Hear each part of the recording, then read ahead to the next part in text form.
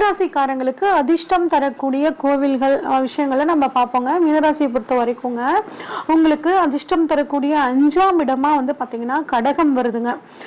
இந்த கடகம் வந்து பார்த்தீங்கன்னா சந்திரன் அதிபதியாக வரனால சந்திரனுக்கு உண்டான விஷயங்களை நீங்கள் பயன்படுத்தும் போது உங்களுக்கு எல்லா விதமான அதிர்ஷ்டங்களும் நன்மைகளும் கிடைக்கும். சந்திர பகவானுக்கு உண்டானது அப்படின்னா ஒயிட் கலருங்க. அதிகமாக ஒயிட் கலர் நீங்கள் வந்து முக்கியமான விஷயங்களுக்கு போகும்போது பயன்படுத்திக்கிறது ரொம்பவே சிறப்புங்க.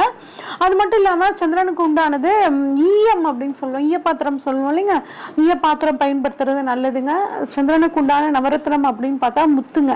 அதனால முத்தை வந்து பயன்படுத்திக்கிறதும் முத்துக்கு உபரத்தனமான சந்திரகாந்த கல்லை பயன்படுத்திக்கிறது ரொம்பவே சிறப்புங்க. வாழ்நாளில் அதாவது தினமும் ஒரு அரை மணி நேரமாவது இந்த மீனராசிக்காரங்க நில வெளிச்சத்தில் இருக்கிறதும் ரொம்பவே சிறப்புங்க.